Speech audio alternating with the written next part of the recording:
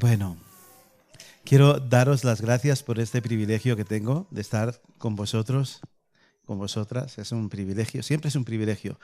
Y tenemos mucha afinidad, sobre todo con los líderes de esta iglesia y ya con algunos de vosotros. Creo que somos dos iglesias muy amadas la una a la otra, con mucha comunión.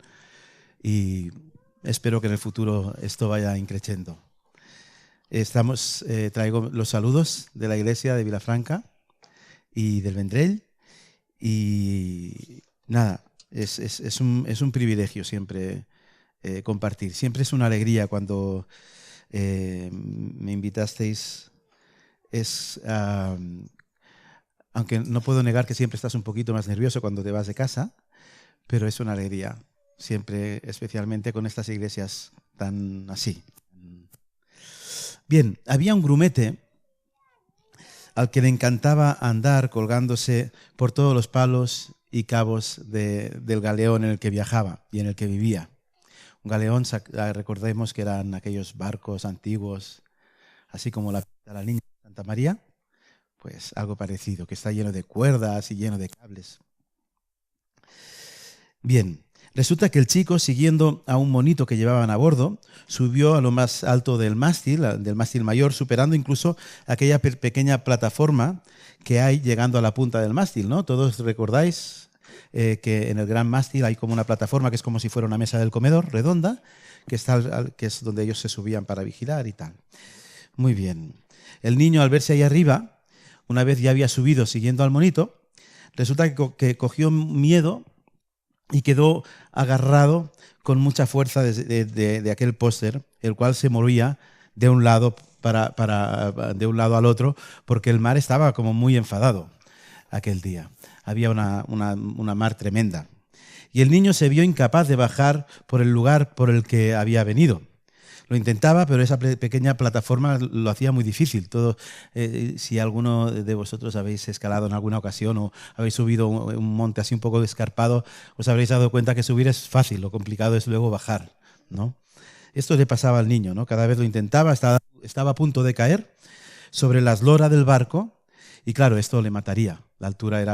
Había mucha altura, entonces si hubiera caído sobre la base del barco, hubiera muerto. Bien, el capitán, al ver aquella situación, se acerca a la base del mástil y le grita: «Chico, debes confiar en los marineros más que en ti. Cuando el barco esté muy inclinado hacia la derecha, suéltate del mástil y caerás en el mar. Los marineros te salvarán luego». ¿Entendéis, no? ¿Cuál era la idea del capitán? El barco se movía, el mástil se movía, en algún momento el mástil está fuera entonces el niño cae y hubiera caído en el mar. Todo el mundo sabe que el mar, cuando está enfadado, es muy peligroso.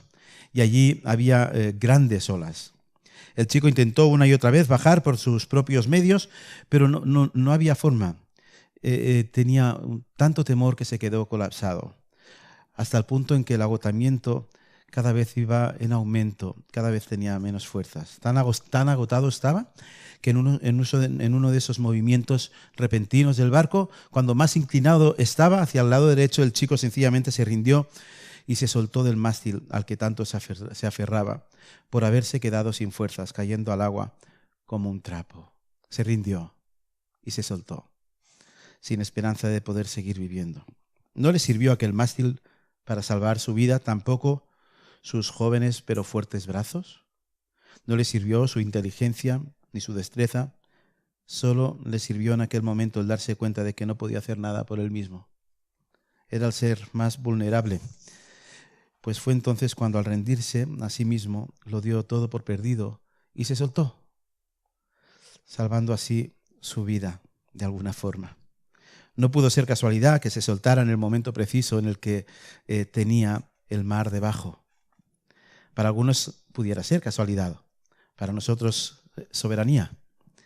La cosa es que se soltó y unos valientes marineros se lanzaron a por él, trayéndolo de nuevo a bordo y salvando así su vida. Luego seguimos con esta historia, pero quería explicarla porque creo que nos ayudará a entender quizás lo que quisiera plantear hoy.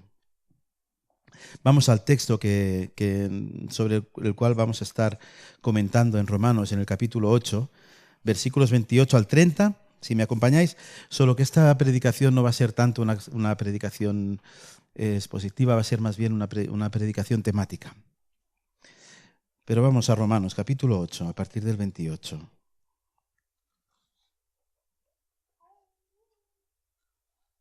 Dice, sabemos que a los que aman a Dios todas las cosas les ayudan a bien. Esto es, a los que conforme a su propósito son llamados. Porque a los que antes conoció también los predestinó para que fuesen hechos conformes a la imagen de su Hijo, para que Él sea el primogénito entre muchos hermanos. Y a los que predestinó, a estos también llamó. Y a los que llamó, a estos también justificó. Y a los que justificó, a estos también glorificó. Permitidme que ore para empezar con buen pie.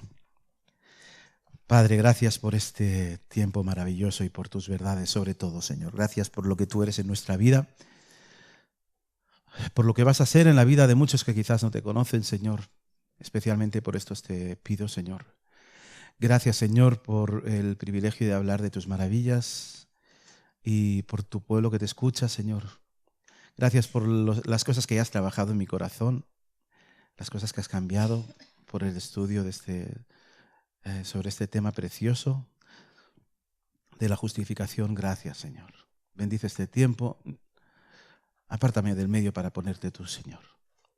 Así que te pido que seas tú en todo momento, que sea tu verdad la que aquí se plantee, se muestre, Señor. Gracias. En nombre de Jesús. Amén.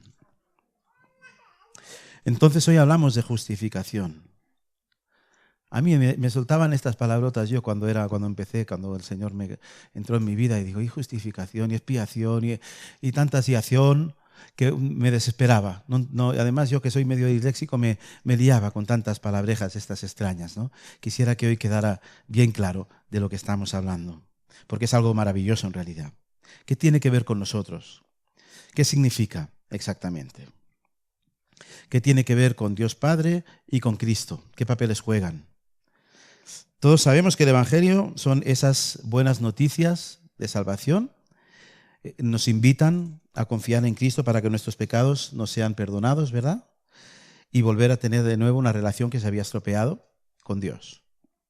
Hay una invitación. Esto se puede... sí. Es que creo que con el peso lo voy bajando. Perdón.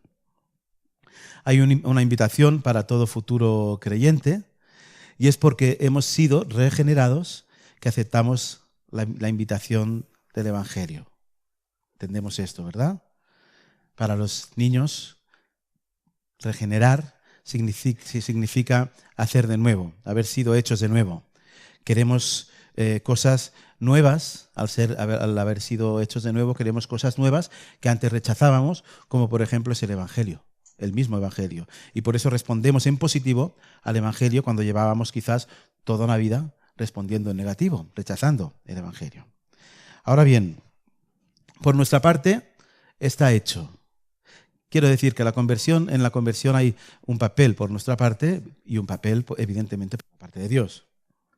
Nosotros hemos confiado en Cristo, pero significa que si hemos sido hechos de nuevo, significa esto que ya vamos a ser salvos de un infierno para siempre, por el hecho de haber sido regenerados. Es necesario que Dios responda a nuestra fe y que cumpla lo que nos prometió. Hay una parte, tras haber aceptado las realidades del Evangelio, que le toca ejecutarla a Dios y solo a Dios. Tiene que ver con nosotros, pero es Él el que la lleva a cabo. Esta parte es precisamente la justificación. Justificación es declarar que nuestros pecados quedan perdonados. ¿De acuerdo? Declarar que nuestros pecados quedan perdonados. Entonces estamos hablando de una declaración legal que tiene que ver con nuestra relación con las leyes de Dios, en la que Él mismo, Dios, establece que estamos absolutamente, totalmente perdonados y que somos libres de culpa. Porque, ¿sabéis? Igual que hay ley en este país, Últimamente estamos de leyes hasta aquí, ¿verdad? Igual que hay leyes en este país que conocemos y sabemos lo que está bien y lo que no está bien, lo que es legal, lo que no es legal. Hay una serie de jueces también que se rigen por esta ley, la cual puede condenarnos a prisión o incluso en algunos países tienen el poder de llegar a matarnos. Hay países en los que la pena de muerte es vigente y el Estado tiene este poder. Debes saber que es igual que hay una ley, que hay esta ley de este Estado, hay también una ley que es muy superior a esta y es una ley que le pertenece al Creador, que mucho más alta que la de este país determina si vamos a pasar o no una eternidad en el mundo de la vida o en el mundo de la muerte. Al fin y al cabo, la ley de este país puede llegar a decidir si seguimos viviendo o no en este mundo tal y como lo conocemos. Pero es que vivir en este mundo tal y como lo conocemos resulta insignificante si lo vemos desde una perspectiva eterna, ¿verdad? La ley del Señor tiene que ver con esa vida. Y como para todo transgresor de este mundo, habrá un juicio que va a traspasar las barreras de este mundo. Habrá también un juez perfecto, el cual juzgará rectamente, perfecto, no habrá error, como en este mundo, y habrá unos hombres a los que juzgar. A ver si adivináis quién soy, quién somos. Hazlo chivao. Pues bien, esta justificación no es más que la declaración por parte del juez, el cual resuelve que somos inocentes, pero solo en Cristo. ¿Sí? Gruden me gusta mucho cómo define esta palabra, justificación. Él dice que es un acto legal instantáneo de parte de Dios mediante el cual Él declara que nuestros pecados están perdonados y que la justicia de Cristo nos pertenece y nos declara justos ante sus ojos. Bien, ¿cómo sería de importante este tema, esta palabreja? Y este hecho en sí, que una vez que Martín Lutero se dio cuenta de esta realidad, sobre esta doctrina de la justificación solo por fe, se convirtió de la adicción a la religiosidad a un verdadero cristiano.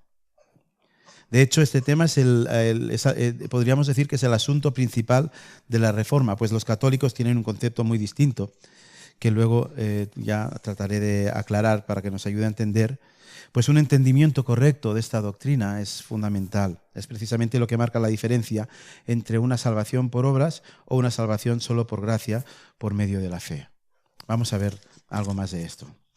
En realidad, Pablo, en el texto que nos ocupa, está explicando de forma muy clara cómo es que surge la conversión de un hombre. Y lo hace como de una forma secuencial, ¿no? Muy sencilla. Dice, a los que predestinó también llamó, y a los que llamó también los justificó, a los que justificó también glorificó. A los que llamó se refiere al llamamiento eficaz del Evangelio, ¿verdad? El cual incluye, como hemos dicho, la regeneración, es ser hechos de nuevo. Nadie puede negarse a este llamamiento eficaz, esa nueva criatura. Y como respuesta surge en nosotros arrepentimiento y fe. Y esto no es más que la conversión. Bien, si vemos en el texto, tras la verdadera conversión, es que viene, en esta secuencia, tras la conversión viene la justificación. En primer lugar, podemos ver que Pablo deja bien claro que el que justifica es Dios, no el hombre a sí mismo. Sería un poco ridículo, ¿no? Que hubieras asesinado a alguien y te fueras delante del juez y le diría, oye, que no hace falta que digas nada, que ya lo digo yo, que soy bueno, inocente. Es Dios, es el juez, el que determina. A los que llamó, a estos también justificó. ¿Quién? Dios. Debemos entender que la justificación viene a ser el cumplimiento de lo prometido por Dios. Además, no solo es que Dios lo haga, es que ya Dios nos lo había prometido y es el cumplimiento de aquello que había prometido. Tu abogado puede repetirte una y otra vez, típico los abogados, no, que esto va a juicio porque esto lo vamos a ganar, que esto ya verás que vas a salir victorioso y tu vida va a ser una vida llena de éxitos, porque vamos a ganar este juicio. Pudiera ser que tu familia y tus amigos y que todo el mundo dijera, no, no, es que vas a ir súper bien. O hasta que el contrario, el que te acusa, dijera, no, no, es que parece que voy a perder. O sea, que vas a ganar. Pudiera ser que esto sucediera, pero aquí lo que realmente importa es lo que el juez diga justo antes de dar un martillazo en la mesa. Eso es lo que importa, porque eso es lo que va a determinar tu futuro. Así pues, hablamos de algo que se produce en respuesta a nuestra fe y entrega. Nunca antes. Dios hace esto tras nuestra conversión. Bien, otra cuestión muy importante es el hecho de que somos justificados. O sea, somos legalmente justos mediante la fe. Y esta no da lugar a otra persona que a Cristo. No existe otra forma de justificación, es solo en Cristo. Él es el que murió y en Él somos justificados. Pablo en Romanos, en el capítulo 36, afirma que Él es el que justifica a los que tienen fe en Jesús y que todos somos justificados por la fe y no por las obras de la ley. Ya sabemos, hay un énfasis muy grande en este sentido a lo largo de toda la palabra, ¿no? Y por si hubiera alguna duda, encontramos en Gálatas, en el capítulo 2, una aclaración tan clara que no entiendo cómo alguno a lo largo de la historia pudo llegar otra cosa diferente. Son cosas que me cuesta de entender. Otros tipos de creencias que en principio se basan en la Biblia, pero que luego defienden otras cosas, ¿no? Nadie es justificado por las obras que declara la ley, sino por la fe en Jesucristo. Punto. No se puede ser más claro. Bien, entonces, a veces, para comprender sobre un concepto nos ayuda a buscar su antónimo, ¿no? Lo opuesto a lo que esto significa. Por tanto, si justificar es el hecho de ser hecho justo, lo contrario quizás sería condenar. A lo contrario a la justificación. Lo vemos en nuestro texto. ¿Quién acusará a los que Dios ha escogido? Dios es el que justifica. ¿Quién es el que condenará? Hermanos, condenar a alguien es una declaración legal de que ese alguien es culpable, que es lo opuesto a la justificación. ¿Quién va a condenar al que Dios ha justificado? ¿Quién hay más alto en rango que Dios, que pueda condenar a alguien que ya Dios ha justificado? Es imposible. Entonces, si hemos entendido bien el significado, nos hemos dado cuenta de que una cosa es lo que Dios hace en nosotros y otra cosa es lo que Dios hace por nosotros. Y hay una diferencia. La regeneración es algo que Dios obra en nosotros. La justificación es algo que Dios hace por nosotros. Es afirmación legal, no en nosotros. Afirma John Murray que la regeneración es algo que Dios hace en nosotros, la justificación es un juicio de Dios con respecto a nosotros. Esa diferencia es semejante a la diferencia entre lo que hace un cirujano y lo que hace un juez. Cuando un cirujano nos extirpa un cáncer interno, hace algo dentro de nosotros. El juez da un veredicto en cuanto a nuestra posición judicial. Si somos inocentes, lo declara. Ok, seguimos. Esta declaración legal no es una declaración sin más, tiene consecuencias. Tiene básicamente dos consecuencias inherentes en sí mismas, muy importantes. En primer lugar, una de las consecuencias es que no tenemos que pagar ningún castigo por nuestra culpa.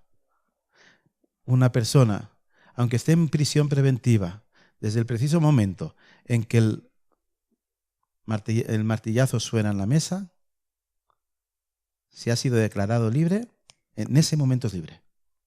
No tiene que esperar. ¿Verdad? Y esto pasa con nosotros. En el caso de un juez de este mundo sería solo por la culpa por la cual fuiste denunciado, ¿no? En este mundo. En el caso de Cristo lo es por absolutamente toda la culpa que tienes cargando en el pasado, la que estás cometiendo ahora y la que vendrá. Eres declarado absolutamente justo, atemporalmente. Romanos 8.1 dice, por lo tanto, no hay ninguna condenación para los que están unidos a Cristo Jesús. ¿Quién acusará a los que Dios ha escogido? Dios es el que justifica, otra vez. Ya afirmaba el rey David en el Salmo 103, cuando decía, tan lejos de nosotros echó nuestras transgresiones como lejos del oriente está el occidente. O sea, absolutamente. Ahora, quisiera que hiciéramos el esfuerzo de respondernos a una pregunta.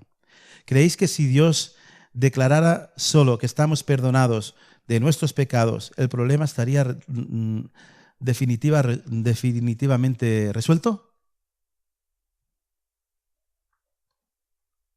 Si nos ha declarado sin pecado, ya no hay problema, ¿no?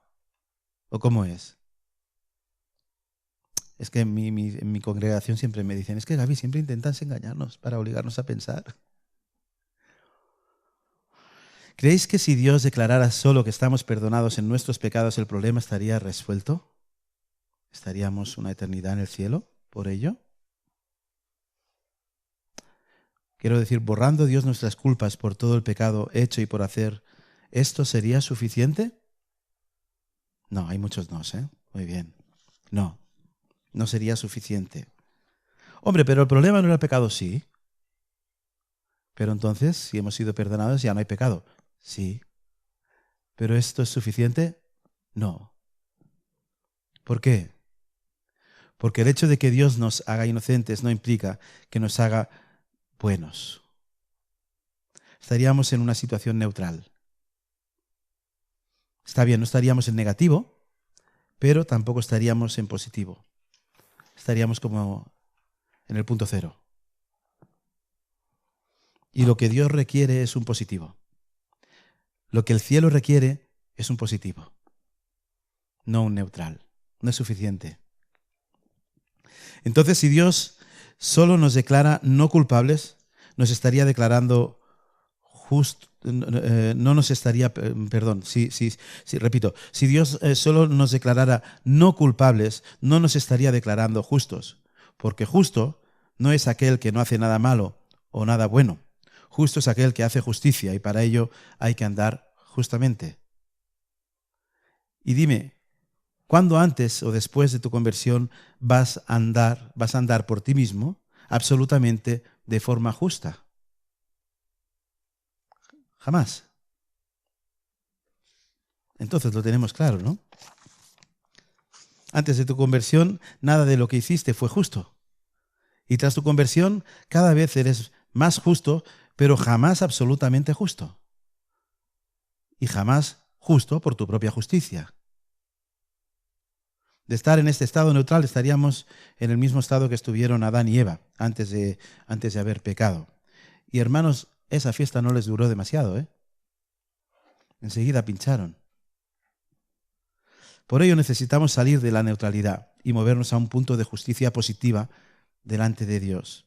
Y lo que esto requiere de nosotros es el vivir una vida perfecta en positivo, haciendo de cada segundo lo que va de acorde a la justicia de Dios. ¿Alguien lo hizo? Claro que no, es imposible. No entre nosotros. Hermanos, la adjudicación de la vida perfecta de Cristo a nuestro favor es la segunda parte de la justificación. Cristo, el único que no pecó, el único que no fue neutral, el único que vivió en positivo, nos aplica a nosotros esa vida desprendiéndose de ella Él mismo por amor a nosotros. Esto es algo maravilloso. Entonces entiendes ahora por qué Cristo tuvo que vivir perfectamente, ¿no? Y claro, esto con nosotros. Cristo ya vivió, murió y resucitó, otorgándonos todos los beneficios que ello implicaría, ¿no? Para nosotros. Pero ¿qué sucedería con las personas, por ejemplo, del Antiguo Testamento, ¿no? ¿Ellos fueron también justificados de esta misma forma? Creo que sí, ¿no? Todos sabemos que sí. Dice Isaías, me deleito mucho en el Señor, me regocijo en mí, porque Él me vistió con ropas de salvación y me cubrió con el manto de la justicia, de su justicia. Esa justicia se le aplicaba también a las personas en el Antiguo Testamento. Pablo nos responde de la siguiente forma: ahora, sin la mediación de la ley y los profetas, esta justicia llega de Dios mediante la fe en Jesucristo a todos los que creen. Y luego afirma Pablo, creyó Abraham a Dios y le fue contado por justicia. Porque en Romanos 4:3 dice, por la obediencia de uno muchos fueron constituidos justos. Justos es un positivo, no un neutral. Y bien, hasta aquí todo bien. Hablamos de cosas muy grandes, ¿no? Y que tienen una trascendencia, wow, una trascendencia eterna. Pero a mí me surge una pregunta mientras preparaba la predicación y no sé a vosotros, ¿cómo es posible que Dios pueda declarar que no tengo castigo que pagar por el pecado afirmando que los méritos de Cristo me son aplicados a mí si en realidad el culpable soy yo? ¿No? Yo soy el que pincho constantemente.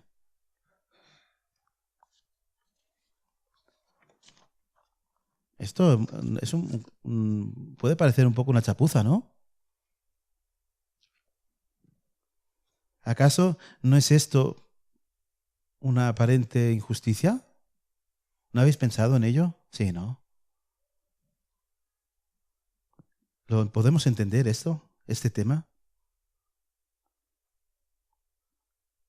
¿Acaso no da la sensación que Dios está escurriendo el bulto, faltando a su justicia cuando somos los únicos culpables en realidad de nuestro pecado?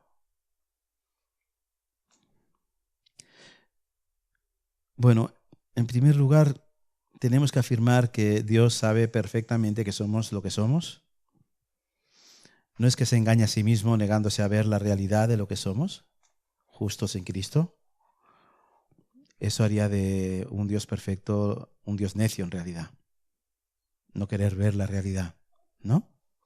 Cuando afirmamos que Dios nos atribuye la justicia de Cristo, lo que queremos decir no es hipócritamente que nunca fuéramos pecadores. Quiero decir que Dios ve la justicia de Cristo como nuestra. O dicho de otra forma, considera que la justicia de Cristo nos pertenece a nosotros. Y no puedo negar que hay cierto misterio en este tema, pero la cosa es que vemos esta misma realidad de identificación o de participación en tres momentos distintos en la historia de la Biblia. Mirad, no os lo puedo explicar, no tengo la respuesta, pero es algo que sucede. Y tenemos otras muestras bíblicas. Cuando Adán pecó, su culpa nos fue imputada a nosotros. Pecó él, ¿no? Yo no estaba. Dios el Padre vio como que nos pertenecía. ¿Podemos explicarlo? No. Supongo que nuestra justicia no alcanza para entender este tipo de cosas. Luego, cuando Cristo sufrió y murió por nuestros pecados, nuestro pecado le fue imputado a Él. Simplemente Dios le vio como que le pertenecía a Cristo. Esta sería la segunda vez. Y ahora estamos viendo que por tercera vez la vida justa de Jesús se nos aplica. Yo no sé muy bien por qué ni cómo, pero Dios cree que nos pertenece y así lo declara sencillamente. Entonces, ¿significa esto que Dios nos esté declarando justos porque lo somos? Pues no. No nos declara justos porque lo seamos por nosotros mismos. Nos declara justos porque Cristo lo es o por lo que somos en Cristo. Y hermanos, este punto que estoy repitiendo una y otra vez y que parece que tenemos que tener claro, tan claro, pues no parece que en realidad no está tan claro, porque al final seguimos haciendo muchas obras como para tratar de salvarnos a nosotros mismos y justificarnos. Entonces igual tenemos que tomar esta doctrina más en serio. Este punto es importante. Pues si quien nos declara justos es Dios por los méritos de Cristo, esta lleva una implicación bien clara que sí podemos entender. El mérito es de Cristo, porque nuestra realidad es que sin que su vida se nos imputara, nosotros seríamos los más viles pecadores, sin ninguna posibilidad de salvación. Y en realidad esta es la esencia y este es el núcleo de la diferencia entre el protestantismo y el catolicismo, esencialmente en la Reforma, pero también hoy. Porque si la salvación no es algo que se nos aplica, sino que es algo que logramos por nuestros esfuerzos, entonces estamos, como hemos visto, absolutamente fuera de la verdad bíblica y no imagino, ponte en la piel, ¿no? No imagino lo que sería vivir una vida de impotencia al ver que no podemos vivir de una forma absolutamente justa cuando lo que se exige para no pasar una eternidad en el infierno es eso. Sería algo agónico. Es imposible tener la paz que el apóstol Pablo tenía cuando afirmaba en el capítulo 51 en Romanos que ya habíamos sido justificados mediante la fe, que teníamos paz con Dios por medio de nuestro Señor Jesucristo. Qué agonía, ¿no? Si pensáramos que la justificación está basada en lo que somos en nuestro interior y por nuestra conducta, conociendo que por un solo pecado la paga es la muerte. No. Yo afirmo lo que la palabra afirma. Ya no hay ninguna condenación para los que están unidos en Cristo Jesús. Yo soy una nueva criatura. Han de suceder, si soy realmente una nueva criatura, han de suceder de forma natural algunas cosas contrarias de como yo las vivía antes. Ya no voy a seguir aferrado a ese mástil tratando de una forma desmesurada de tratar de salvar mi vida. Ya no voy a seguir aferrado a ese mástil de aquel galeón para tratar de ser yo el que me salve. Yo estuve allí, tengo que confesarlo, aferrado como un necio, creyéndome lo suficientemente fantástico, creyéndome lo suficientemente Dios como para poder salvarme a mí mismo. Lo intenté hasta que un día desfallecí como aquel grumete y fue entonces que le cedí las riendas de mi vida al Señor. Él lo estableció de esta forma. Entonces, cuando Él quiso, fui salvo. Dios me salvó de las aguas como aquellos marineros, pero con un amor eterno que no deja de operar en mi amor. Y yo creo que todos los que habéis vivido esta experiencia sabéis perfectamente de lo que estamos hablando. Desde entonces es que mi corazón de piedra es transformado en un corazón de carne. Entonces es que empezaron a aparecer obras justas por su gracia en mí, como una consecuencia de un milagro maravilloso que tiene que ver con la cruz, no como un objetivo para nada. Y desde entonces es que cada vez menos trato de salvarme yo a mí mismo, usando de obras que no tienen que ver más que con mi orgullo, aunque sigo luchando. Es desde entonces que vivo en Cristo, el que se despojó de todo por amor a mí, que voy día tras día entendiendo esta realidad y aplicándola un poco más en mi vida. Y esto deseo para todos, porque es el mayor privilegio que tenemos. Buscar el origen en Jesús, buscar primero el reino de los cielos. Ya Él luego se encarga. Vamos a orar. Padre, gracias porque realmente tú eres el soberano y en demasiadas ocasiones nos ponemos delante fintándote, Señor, como si fuéramos tan importantes como para hacerlo mejor que tú, Señor. Esto es ridículo. Y cada vez que pienso en este tema, Señor, tú ya lo has hecho todo. Y nuestro primer paso siempre tiene que ser el acercarnos a ti, pero nos olvidamos siempre por una cuestión de orgullo, de creernos algo que no somos.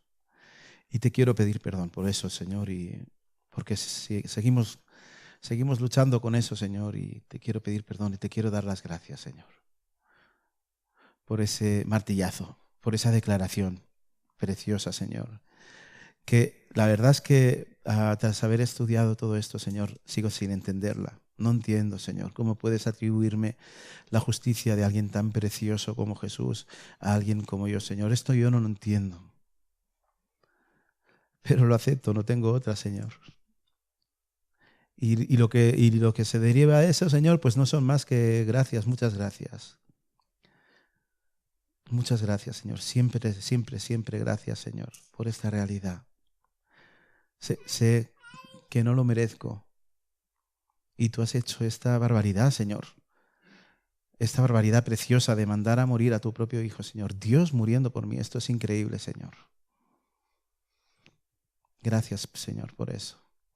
Gracias porque podemos confiar en esa declaración, Señor. Gracias porque ahora mismo tú estás escuchándome y me parece increíble, Señor, que en este momento estés escuchándome. Porque tú nos ves como justos. Gracias, Señor. Me parece increíble. No lo entendemos, Señor, pero te damos gracias. Gracias en nombre de Jesús. Amén.